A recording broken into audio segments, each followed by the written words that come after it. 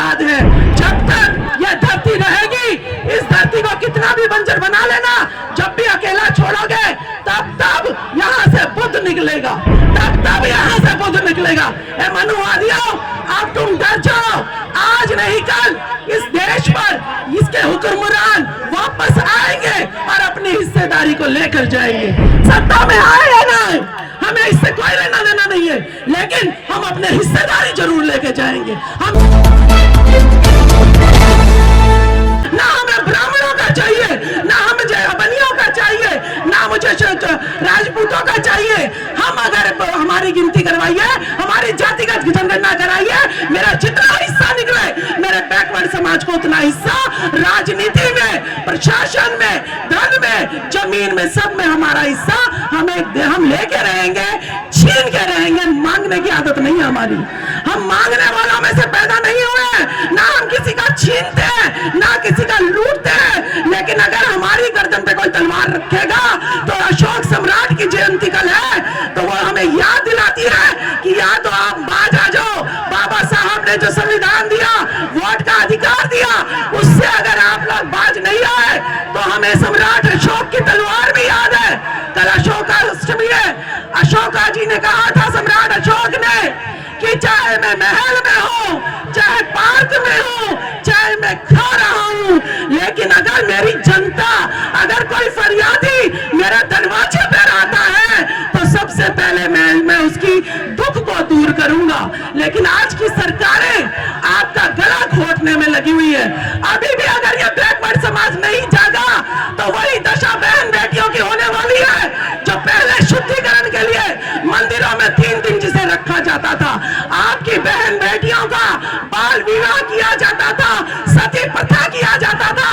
मेरे ओबीसी समाज के भाई बहनों, आपकी तादाद तो बहुत है, देश में से 62% हो आप, लेकिन आपकी भागीदारी कहाँ है? हमारी इज्जतें, बेटी बचाओ बेटी पढ़ाओ का नारा देने वाले आप बताइए, राजस्थान की भंवरी देवी 60 साल की हो गई है, लेकिन उसके बलात्कार का आज तक बलात्कारी को सजा नहीं मिली है।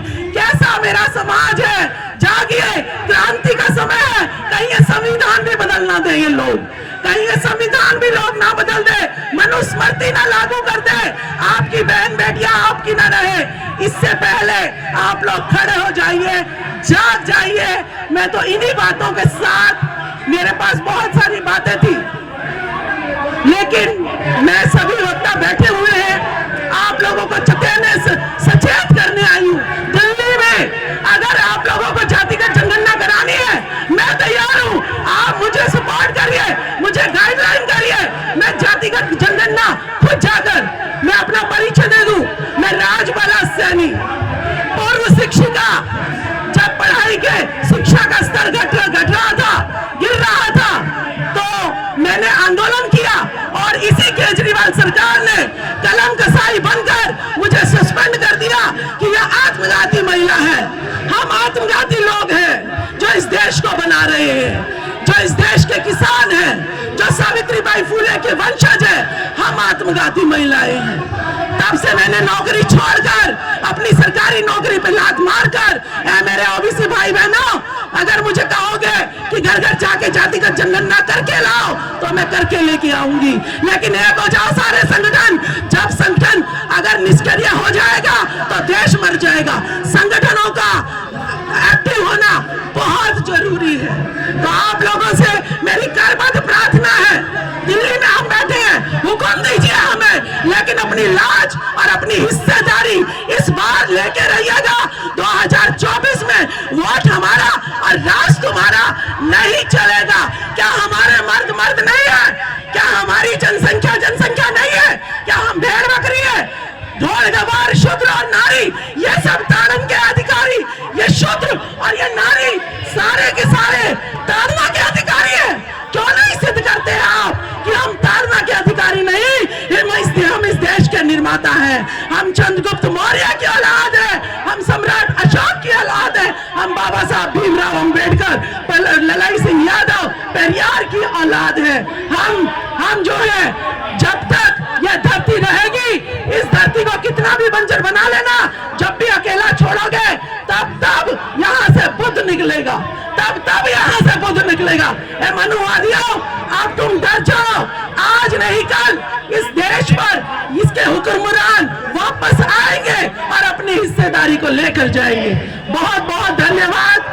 आप लोगों को मैं यकीन दिलाती हूँ, लोक जन सुरक्षा पार्टी ओबीसी और इस देश के लिए मर जाएगी, लेकिन अपने उसूलों से कभी भी पीछे नहीं हटेगी। हम सत्ता में आए या ना आए, हमें इससे कोई लेना देना नहीं है, लेकिन हम अपने हिस्सेदारी जरूर लेके जाएंगे, हम मिशन पे जरूर चलेंगे। तो आप लोगों को पूरा समर्थन देते हुए मैं आपके हुक्म का जो है पूरे तालीम करूंगी। बहुत बहुत धन्यवाद।